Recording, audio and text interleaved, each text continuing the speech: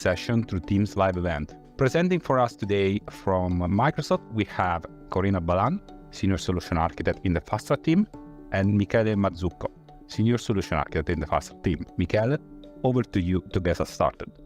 Thanks, Ali. And hello everyone, and welcome to the second Tech Talk in our series dedicated to Dynamics 365 integrations. In part 1, we gave an overview of the endpoints and components that are available in Power Platform and Azure to build your integrations. The session has been recorded, and you can find the links on the Tech Talk Dynamics community page, or you can also use the QR code included in this slide. In today's session, we will be focusing on Dataverse integration patterns. Next episodes in the series will be dedicated to integration patterns for finance and operation and additional complex and mixed scenarios. During part 1, we gave an overview of the different endpoints and tools offered by Power Platform, our business applications, and Azure. Today, we focus on the endpoints and methods that are relevant for Dataverse specifically, and the Azure components that can be used to build Dataverse integrations.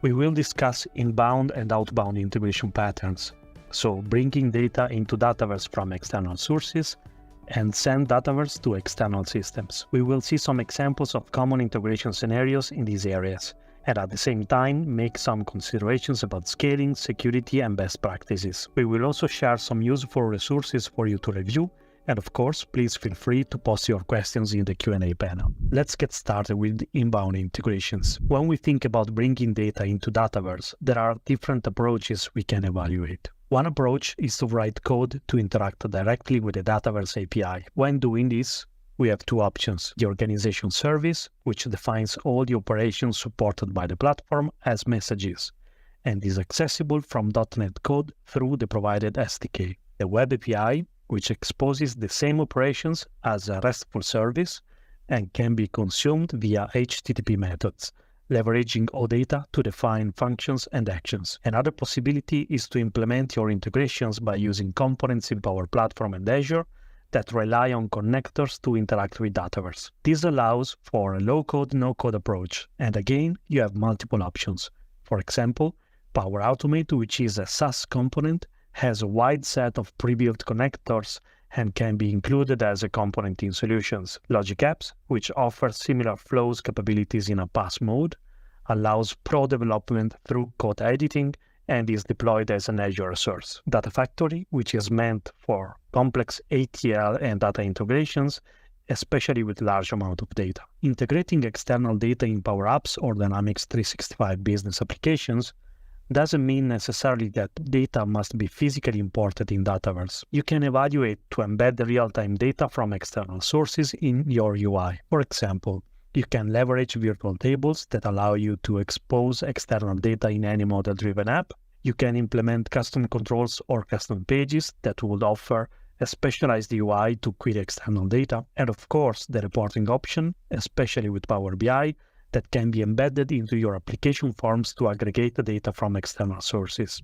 Deciding how to proceed between all the available approaches may depend on a lot of different factors. For example, you may have to extend an existing application which already defines some technology requirements, for example, a specific programming language. Again, your organization may have invested already in a specific architecture, for example, a middleware, which will limit the choice of components and related product licenses that you can use in your project. Let's see how you could decide between the available options when starting a new project.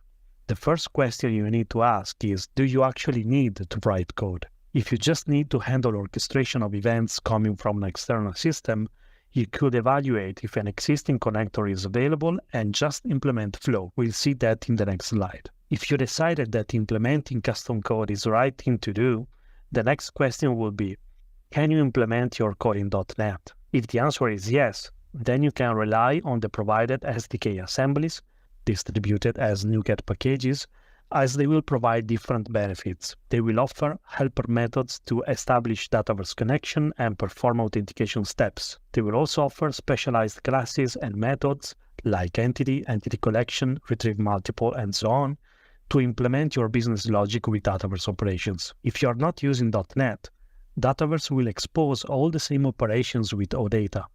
In this case, you'll need to implement Dataverse calls as HTTP methods and we suggest you use the Microsoft Authentication Library to simplify authentication steps. For more information about the organization service versus the OData Web API, the SDK assemblies, and Microsoft Authentication Library, please see the linked resources in the following slides. If you establish that you don't need to write custom code and you can rely on existing Dataverse connectors, there are still a few considerations you can do. First of all, you need to ask yourself if what you are designing is a broader data strategy to move high amount of data regularly. If that's the case, you likely want to evaluate to implement a data factory pipeline. If your requirement is to handle orchestration of events between applications, then a flow might be the right option. In this case, you need to understand the context of your implementation and think of factors like license and cost management, the ALM strategy you wish to implement, the design tools and related skills that will be required to your team, and so on. Basing on these elements, you could decide whether Power Automate or Logic Apps are a best fit. While similar in the approach, they may differ in some details. For example, Power Automate licenses might be included in your Power Platform and Dynamics 365 offering, while Logic Apps will be built in your Azure subscription. Power Automate flows can be included as solution-aware components, while Logic Apps are deployed as Azure resources in a resource group. Power Automate can be authored only through the provided designer, while Logic Apps allow authoring in Visual Studio, and so on. You could also conclude that, while you need to implement orchestration, a connector is not a suitable way, and decide to go back to a code-first approach by implementing durable functions. For a detailed comparison of the different components and a reference to existing connectors, please see the resources we are linking in the following slides. Here you have additional documentation resources for further reading on the concepts we discussed so far. Let's now see an example of a possible use case. In this scenario, we'll simulate the need to react to a message coming from an external application and process that data in Dataverse. Specifically, we'll simulate a requirement where a new contact is notified from an external application, for example, a website with a Contact Us section, and this data must be created as a new contact record in Dataverse. For this scenario, we decided to design our solution around Azure Service Bus. Service Bus allows the definition of queues to implement a sender-receiver scenario, or a more complex structure with topics and subscriptions to implement a publisher-subscriber scenario. In our example, Dataverse is the only receiver of the message, so we just need a simple queue. We will discuss the usage of topics further in the presentation, and you can read more on topics in the linked documentation. Our example will then use an Azure function to be triggered when a new message is added to the queue. The Azure function will process the incoming message and use the .NET SDK to connect to Dataverse and perform the required data operations. Let's have a deeper look at the required components. First of all, we'll start by creating a new Service Bus resource. This will generate a Service Bus namespace. From the Service Bus namespace, we can create a new queue. During the creation of the queue, we can set some parameters affecting its behavior.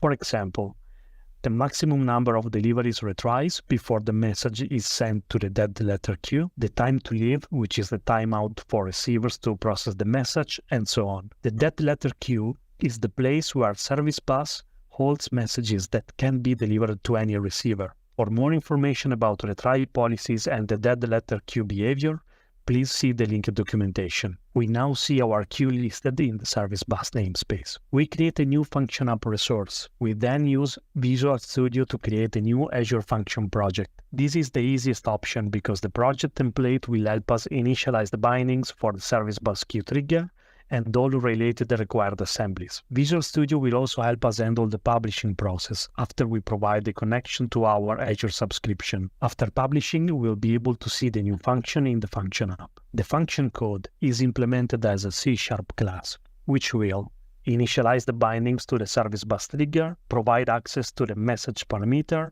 and expose an interface for logging. In this example, we are using a Service Bus trigger to process a single message, but it's also possible to configure your function to process a batch of messages at the same time. For more information on this, please see the linked documentation. To deserialize the message, we define a simple class to match the expected format of the message body. To connect to Dataverse from our function, we leverage managed identities. Managed identities are a great approach because they will simplify the authentication steps, removing the need to handle secrets in your code. See how there are no secrets or credentials in this code. They will also be matched with a valid service principal, which can be registered in Dataverse as an application user for correct security profiling, like applying security roles and privileges. This will result in cleaner code and help avoid potential security issues that will generate from handling credentials in your code. Additional security and flexibility comes also from being able to assign specific privileges and roles to each application user. We'll see that better in the next slides. Managed identities will also allow for better scaling of your code, as by leveraging different application users for different integration channels, you can avoid exceeding the API calls limits, which will result in throttling situations. To learn more about managed identities and service protection limits, please refer to the linked documentation. To execute operations on Dataverse, we rely on calling a custom API. This has different benefits. First of all, our function will perform only one call to the Dataverse endpoints, reducing the consumption of API calls entitlements. Also, our business logic can be grouped on Dataverse side in a single plugin, exposing one simple action to the function. Please note that any exception in the code will force Service Bus to retry the delivery of the message and increment the retry counter. Only when your code completes without exceptions, the message will be consumed and removed from the queue. You should throw an exception only when catching transient errors that might have a different result on the next try. For logical errors, for example when the content of the message doesn't allow the operation to be completed successfully, a retry would probably not help. To learn more about exceptions and error handling during message processing, see the linked documentation. We now create the custom API in Dataverse, and we specify a privilege requirement so we'll be able to restrict access to the custom API with security roles. In our case, we rely on the create contact privilege, as that is the main purpose of the API. We can then assign a dedicated security role with this privilege to the application user corresponding to the Azure function. We configure properly all input and output parameters of the custom API to match the contents of the expected messages. Finally, we create a new plugin assembly to implement the business logic of the custom API. The plugin will implement all the steps to validate input parameters, check for duplicate records on existing contacts based on name or email, resolve lookup references for the company code or company name, and finally create the new contact record. Like we mentioned earlier, if all these steps were performed as separate operations directly in the Azure function, it will result in multiple API calls that count towards the entitlements and service protection limits. Also, please note how we make use of alternate keys to resolve entity reference for lookup field and avoid an additional query. The plugin is then registered to execute synchronously on the message associated with a custom API. Let's see this in action. We simulate the external application by sending a new message from a REST client. The message is sent with an HTTP POST request and will have a JSON body containing the attributes of the contact to be created. On the queue, we can see the message count increasing. By picking the queue contents, we can see a preview of the new incoming message with the attributes specified by the sender. The Azure function logs will show that the function was triggered successfully. It has correctly recognized and logged the message details. It also called successfully the custom API on Dataverse. In our model-driven application, the new record has been correctly created and can be accessed from within the standard views. We advise you to review these additional resources to learn more about some of the best practices we applied on the previous demo. You will find the recommendations about scaling the solution, security considerations, and general best practices. One alternative to the solution we just described will be to use a Power Automate flow instead of an Azure function. Power Automate has a Service Bus connector that will expose a trigger to start the flow when a new message is received in a queue. By using the Dataverse connector, it's then possible to define an action to create a new row in the contact table. With this alternative, we would achieve a very similar result, but using a low-code, no-code approach. Of course, we would be limited to the actions available in the connectors, while the Azure function and custom API approach allowed us the flexibility to implement a custom business logic with our own code.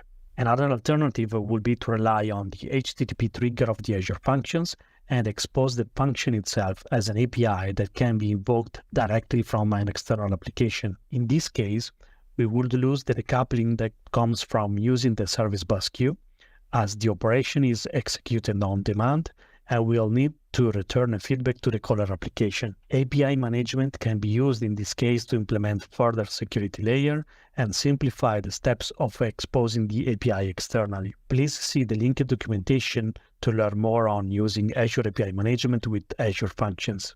Let's see another example. For this scenario, we simulated the need of importing a set of data from an external source. For example, we could have an Excel file that has been generated from another system containing a list of tasks, which has to be imported into Dataverse.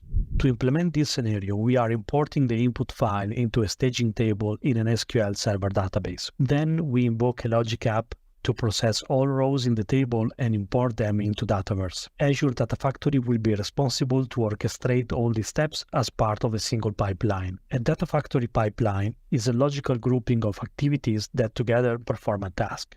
The pipeline allows you to manage the activities as a set, instead of managing each one individually. You can therefore deploy and schedule the pipeline as a whole item, instead of deploying and executing the activities independently. To start, we create an Excel file filled with a number of rows with placeholder data to simulate the exported file from an external system. The file will contain a list of tasks with title, description, a category tag, the expected duration, and due date. The file is uploaded in a blob container on Azure Storage account, which will be the source of our pipeline. We create an SQL database resource and edit the data model to include a staging table for our data. We include all the columns that are needed to map the file input, plus a status column, import status, that we will use to track the progress of the import process. We create a new logic app resource. The flow will have an HTTP trigger so it can be invoked by the Data Factory pipeline. The flow will get our rows from the SQL Server table, and for each of them we'll use the Dataverse connector to add a new row to the task table. By using the run after settings, we can specify a different action to be performed when the previous step fails. In our example, we have two different steps to set a different value on import status column of the database, basing on the failed or success status of the other row action on Dataverse. Our Data Factory pipeline will have two activities.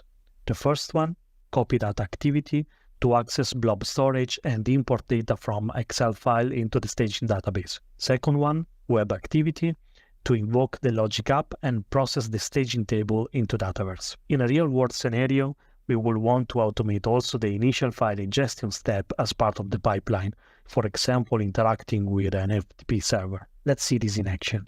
Launching the pipeline execution will queue all activities that are defined in the pipeline. The activities are executed sequentially, and we can monitor the status of each step. Rows are imported into the staging table on SQL Server as a result of the successful pipeline execution.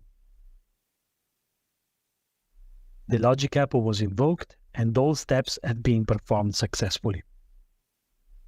Records are finally created in Dataverse and visible from the model-driven application.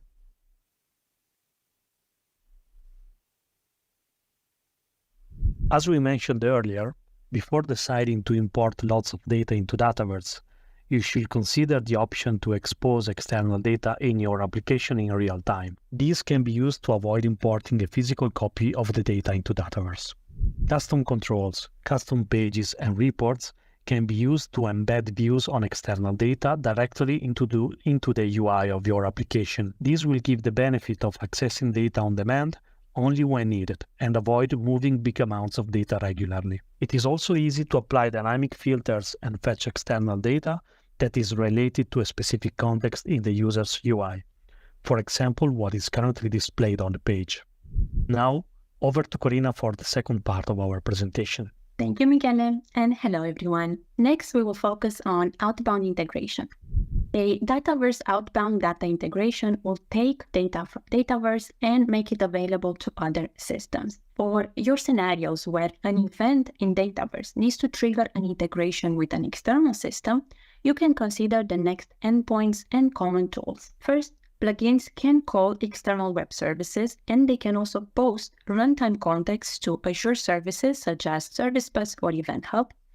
Webhooks as well can post the runtime context to external web services, and our most recent feature, Dataverse Business Events, can be used for asynchronous process integration. Then for also automation, scheduling, and event-based integration, tools such as Power Automate and Logic Apps can be used and are triggered by create, update, delete operations via the Dataverse connector. With Power Automate and Logic Apps, you can easily integrate with the connectors ecosystem with more than 1,000 pre-built connectors and have the option to create custom connectors to break down data barriers. For continuous export of data and metadata from Dataverse, we will also discuss the Azure Synapse Link for Dataverse service. The main use case for this service is to run analytics, business intelligence, and machine learning scenarios on your data. We have seen customers successfully using the exported data from the Azure Data Lake storage for mainly batch data integration scenarios when the Synapse Link SLAs or latency were sufficient.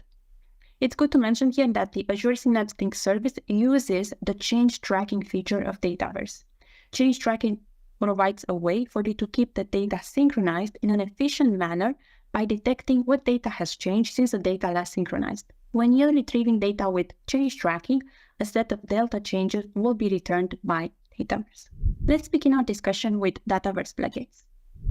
Dataverse provides an event model for integrating with other systems. It supports triggering custom code and external actions when events are detected in the platform. This event model is known as the event framework. The event framework provides you with the capability to register custom code to be run in response to specific events.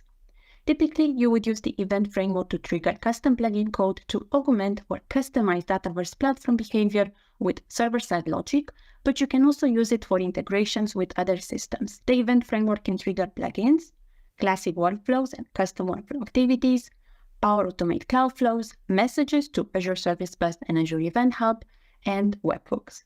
We will discuss each of these endpoints next. First, plugins and custom workflow activities registered in sandbox mode can access the network through the HTTP and HTTPS protocols. This capability provides support for accessing social sites, news feeds, services, or web apps. When calling external services from your plugins, please consider the next. IP addresses cannot be used, so you must use a named web address that requires DNS name resolution. There is no provision for prompting the logged on user for credentials, and you must allow connections from Power Platform and Dynamics 365 services IP address values specified under the Azure Cloud Service tag. You can develop plugins in your favorite editor as a compound class within an assembly built to target .NET Framework 4.6.2. You can access the external web services via plugin code, either using the system.net.webClient class or the latest system.net.http.http client class. Citizen developers can also author low-code plugins today using the common PowerFX library. With low-code plugins, you can run logic on events and also run these plugins on demand. We introduced the ability to call connectors from a low-code plugin, and in this launch, you can invoke stored procedures using a SQL connector. In the future, we want to support even more connectors. These low-code plugins are currently in preview and not yet ready for production usage, but they are very powerful, have great potential, so we encourage you to test and provide your feedback. For service protection limits, these are not applied to plugins and custom workflow activities. However, if your application performs operations that trigger custom logic, the additional computation time that these operations contribute towards will be added to the initial request that triggered them. This computation time is part of the Service Protection API limits. For example, if you batch import records that trigger plugins, the computation time due to the plugin's execution is considered towards the Service Protection limit execution time. For latency, when using plugins for data integration scenarios, it is recommended to use post-operation stage with asynchronous mode. If you opt for synchronous plugins, consider the tight coupling, potential performance issues, and the 2-minute execution limit. Our general recommendation is to design your plugin so that it executes in no more than 2 seconds. If your plugin requires more time to execute, consider registering it for asynchronous rather than synchronous execution. For security, if you need to store sensitive data, maybe even credentials, use the plugin Secure Configuration Data, which is actually stored in a separate Dataverse table that only system administrators have privileges to read, or maybe even a custom table where similarly you would have configured that only administrators have access. It's good to also mention here the Dataverse environment variables of type secret, which are actually references to Azure Key Vaults. And the associated custom API retrieve environment variable secret value, which used to work with plugins, is designed to work today only with Power Automate. Of course, for retrieving Azure Key Vault secrets in Power Automate flow, you can also use the Azure Key Vault connector. And some recommendations. A well-written plugin is powerful, but a poorly written one can cause significant impact on the performance of the data processing pipeline. The great power of plugins needs to be applied with restraint and consideration for the impact it has on the system as a whole. And there are alternatives. Power Automate, webhooks, or integration with Azure services, which we will explore more next. By using the event framework, we mentioned that Dataverse supports native outbound integration to Azure services. Let's briefly cover the natively supported Azure services first, starting with Azure Relay. This used to be part of Service Bus, but now it is its own service that enables bidirectional point-to-point network connection bridging. Azure Relay follows a request-response pattern so that the calling system can receive a response, such as a piece of data or a success message from the other system. It can run both synchronously and asynchronously. Azure Relay supports 3 contracts: one-way, two-way, and REST. With a one-way contract, it will require an active listener to consume the message you post to Service Bus. If no active listener is available, the post fails. If the post fails, Dataverse retries posting the message in exponentially larger and larger time spans until the asynchronous system job is eventually cancelled. The two-way contract is similar to one-way contracts, except they also let you return a string value from the listener. If you've registered a custom Azure Web plugin to post your message, you can then consume this return data within your plugin. A common application of this scenario might be if you want to retrieve the ID of a row created in an external system as part of your listener's process to maintain it in your Dataverse environment. And finally, the REST contracts, they are similar to two-way contracts, except that you publish it to a REST endpoint. Then Azure Event Hub. This is a big data streaming platform and event ingestion service with focus on data point event scenarios. Think trends and statistics over time. It can receive and process millions of events each second. Then Azure Service Bus. This is a jack of all trades service for messaging tasks of critical business value. It allows for the creation of routes for messages that need to travel between applications and application modules. A particular strength of Service Bus is also its function as a bridge between elements of hybrid cloud solutions and systems that include branch office or worksite systems. An integration with Azure Service Bus is useful when the likelihood exists that the other system is not available or it is limited in its ability to process high volumes of messages, because those messages can be queued, allowing the receiving system to process the messages as fast as it can.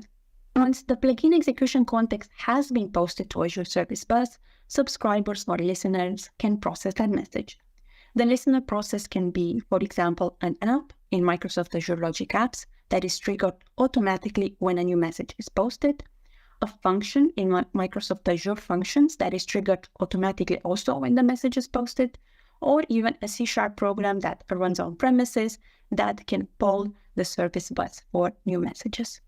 Service Bus messages are received at an endpoint, also using queues or topics.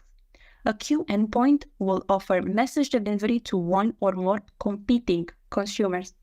Using queues to intermediate between message producers and consumers provides an inherent loose coupling between components. Because the producers and the consumers are not aware of each other, a consumer can be upgraded without having any effect on the producer. An active queue listener is not required to send an event to a queue. Topic listeners are like queue listeners with the same advantages, except that one or more listeners can subscribe to receive messages for a given topic. Topics are useful if you require multiple consumers for a given message. Here are some considerations when Dataverse is an event producer sending messages to Azure Service Bus queues or topics. In terms of setup, you can create the plugins and steps that post the runtime context to Service Bus using these two methods. Without code, by creating a step for the event in Dataverse against the Azure Service Bus endpoint, and the plugin implementation context gets automatically posted to the Service Bus. Or you can use code and create and register a plugin in Dataverse that calls the Azure Service Bus endpoint. The message that is posted to the Service Bus can then be customized in the plugin. For example, you can add values in the context object shared variables. For security, the Service Bus also provides data security so that only authorized applications can access the posted data. Authorization of Dataverse to post the data context to the Service Bus and for listener applications to read it is managed by Azure Shared Access Signatures, or SAS. For message format, the context sent to the Service Bus can be formatted in XML or JSON in addition to the default .NET binary format. This allows for cross-platform interoperability when Azure-hosted non-.NET clients can read Dataverse data from the Service Bus. For latency, integration with Service Bus is asynchronous. Plugins registered will notify the asynchronous service through a service endpoint notification service request, and that will post the current request data context to the Azure Service Bus. You can monitor these requests from the System Jobs view. For our next demo, we will explore a scenario where we will employ Service Bus queues and Dataverse plugins. Let's explore a scenario where you need to notify an external system when an opportunity is created in Dataverse. There are many opportunities created in Dataverse daily, and let's also assume that there are some batch imports of opportunities happening also. Our external system is limited in how many opportunities it can process at a time. It's hosted on premises, and it also needs to communicate with other internal services. This is a type of scenario where we can implement the integration between Dataverse and the external system using a Service Bus queue as a middleware. We will opt for the low-code approach, where we can pass the execution context containing all opportunity attributes to the Service Bus queue, and from there, the consumer can process the messages at its own pace. The steps to implement this are the next. Similarly to what we saw for inbound, we need to create our Azure objects, configure the producer and the receiver. We will create a Service Bus namespace, then a queue to use for actual message delivery. We will then register the queue as a Dataverse service endpoint and add a step for the execution context to be sent as a message to this queue each time an opportunity is created. Then we will configure our receiver, a console application. And finally, in step 5, test the process by creating opportunities, observe these in the queue, and observe the receiver executing a simple logic of outputting some opportunity attributes values. To begin using Service Bus messaging entities in Azure, you must first create a namespace. You can create a namespace in multiple ways with Azure CLI, PowerShell, ARM template. Here I'm just using the Azure portal and creating my resource of type Service Bus namespace. Very important, when selecting the pricing tier for the namespace, if you want to use topics and subscriptions, choose either standard or premium. Topics and subscriptions are not supported in the basic pricing tier. Next, let's create our queue. On the Service Bus namespace page, select queues in the left navigation menu and the plus queue button. For this demo, I'm leaving the default settings, but like mentioned earlier by Michele, consider if for your queue you need custom values for configurations such as time to live, duplicate detection, maximum number of delivery attempts, log duration, and more. Next, for authorization, I am adding a shared access signature policy. These are claims-based authorization mechanisms using simple tokens. At a minimum, the send permission is required to be added on the policy. Copy the URL from the newly created shared access policy, as we will use it for the next step. Now we can run the plugin registration tool, log into our target Dataverse organization, select register new service endpoint, and paste the connection string of our Service Bus messaging entity. We will fill out the service endpoint registration form by entering the designation type, in our case it's queue. Then message format, I will change to JSON, and optionally if you want to send the user information. After a few seconds or so, you will see the new service endpoint created. Next, I'll be adding a message processing step for when I want the runtime context actually to be sent to the service endpoint. In our case, it will be create for opportunity. It will be asynchronous, and I'm unticking deleting the completed system jobs for testing purposes. For production, this should remain checked.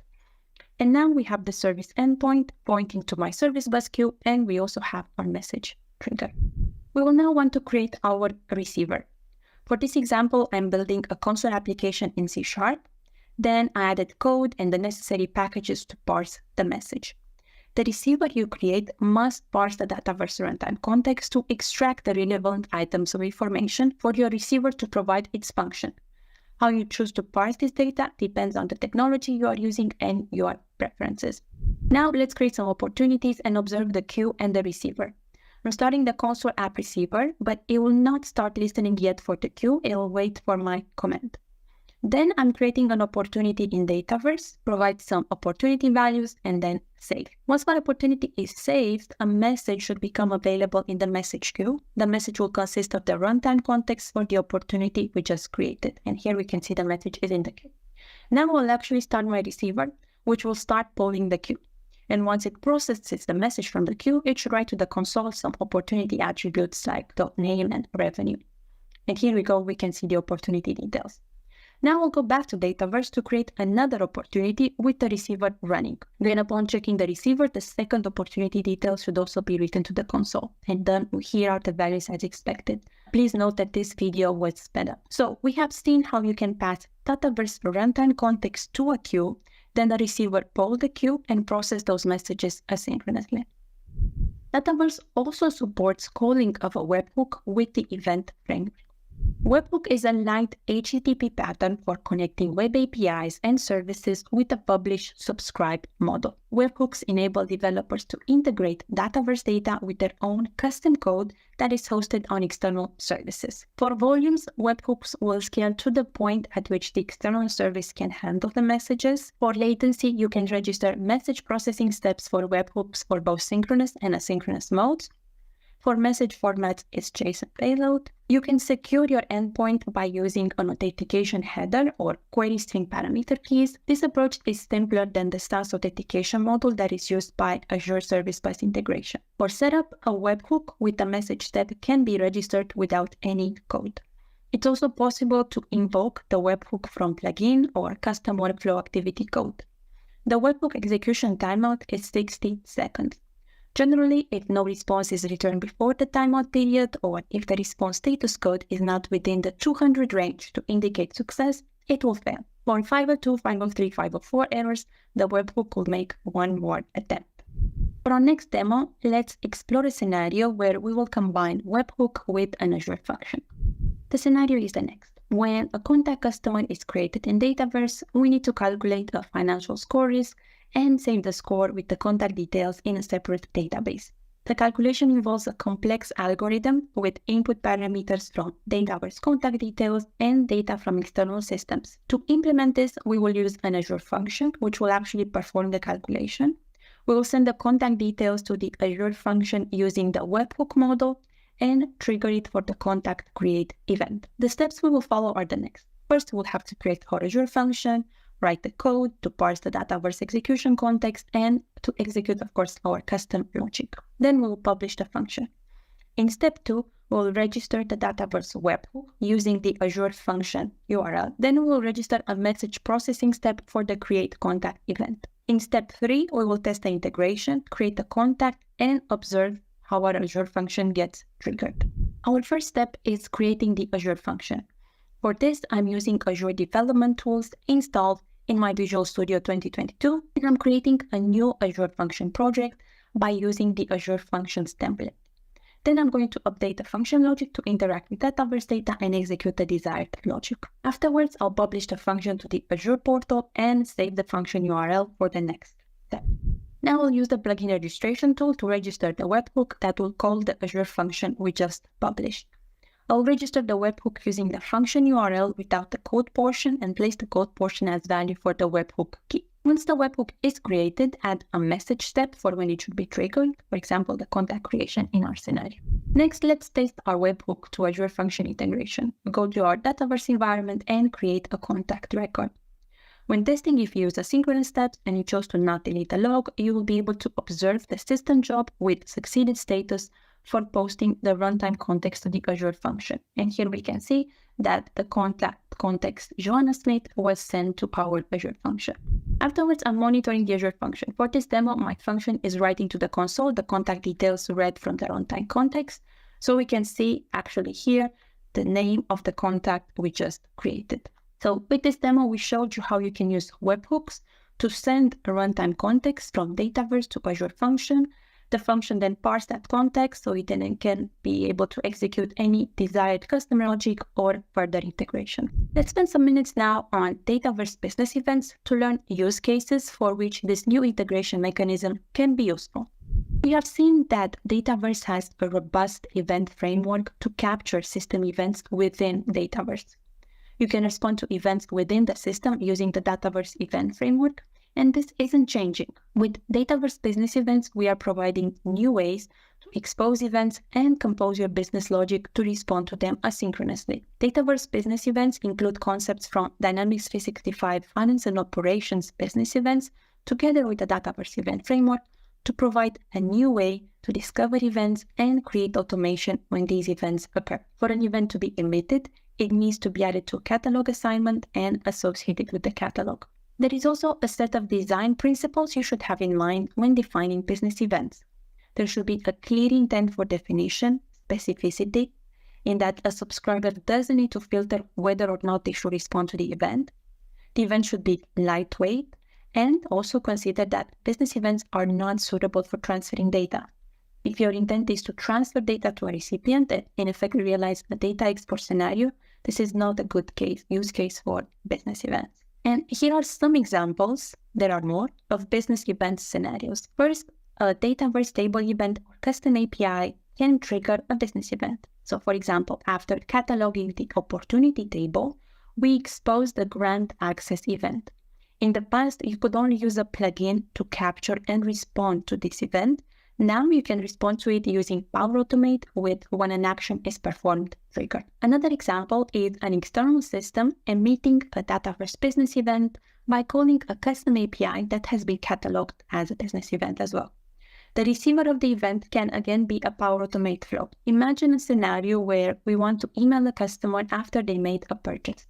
A POS app can call the Dataverse custom API, which would have as input parameters the customer ID, and a flow will then be able to respond to this custom API event by emailing the customer and thanking them for their purchase. Another example is F&O data event integration with Dataverse business events. Imagine a plugin on a virtual table with data source F&O executed when a record is created in F&O. The F&O events catalog is available for linked Dataverse and F&O environments. Some considerations for when you decide to use business events. As we said, the triggers can be table events or custom APIs, and they need to have a catalog assignment. Events are asynchronous in nature. The intent is that any endpoint can register to the event to react to it when it occurs, but shouldn't expect to block the originating function if there is a failure on the registered step. It's just listening for the event to occur and can react as needed. With business events, we allow citizen developers to consume these, for example, with flows. For pro devs, it can help simplify plugin logic or replace plugin code completely. For example, if you have some cascading plugins that are using shared variables, you can simplify this concept by calling from your plugin code a custom API with input parameters. And that could then, for example, trigger a flow, or you can maybe even completely replace the plugin code with a flow. Security for events originating outside Dataverse, we can call the web endpoint of the custom API to emit that event. Make sure to use an application user with OAuth 2.0 to connect to the Dataverse custom API endpoint. And finally, let's cover the outbound batch scenario with Azure Synapse Link for Dataverse. Using the Azure Synapse Link for Dataverse service, you can continuously export data from Dataverse to Azure Synapse Analytics and Azure Data Lake Storage Gen 2. This service is designed for enterprise big data analytics, and it creates, update, and delete operations for metadata changes for first-party and custom entities for which change tracking was enabled in Dataverse will be automatically pushed to the Azure Synapse Metastore and, like we said, Azure Data Lake without any additional action. For setup, the service is integrated with the Power Apps Maker portal, so you can easily link Dataverse environment to Azure Synapse Link Workspace. The association between a Dataverse environment and an Azure Synapse Workspace and Azure Storage account is a profile, and this is a component that is solution aware. For latency, this is near real time with a soft SLA of 15 minutes for platform as a service mode when you bring your own storage account. There are many factors that can impact the SLA: initial data sync volumes, number of Dataverse tables added into the profile, number of profiles, number of columns in a Dataverse table, and of course, network latency. Also have in mind that the service has been built for eventual data consistencies. So there is no guarantee that data edits are replicated in the order of user actions on Dataverse. Security, you can limit access to your storage account to requests originating from specified IP addresses, IP ranges, subnets in an Azure virtual network, or resource instances of some Azure services. And you can use the Dataverse managed identity to allow access to your Azure Data Lake for your service to run. Once the data is exported, you have the next options to consume it. And maybe this is where the outbound integration becomes more interesting. You can query Azure Synapse Link for Dataverse data using serverless SQL. You can transform that data with Apache Spark. You can visualize it with Power BI and then use it for UI integration. You can copy it to dedicated SQL pool, and if you want to run ETL jobs, you can use the Azure Synapse pipelines. And some final thoughts to conclude on the inbound and outbound Dataverse integration patterns. We saw how Microsoft Dataverse has a wealth of pre-built methods for interacting with Azure solutions. Whether you intend to integrate with external systems or distribute workloads away from your Dataverse environment, there is a wealth of utilities to make it a seamless and relatively easy experience. For inbound, we talked considerations when using organization service versus web API, how to implement orchestration with Logic Apps, Power Automate, Azure Data Factory, and for outbound, how to use the Dataverse event framework and seamlessly integrate with Azure Service Bus queues, topics, webhooks with Azure Functions, and business events. Next, we will share some useful resources.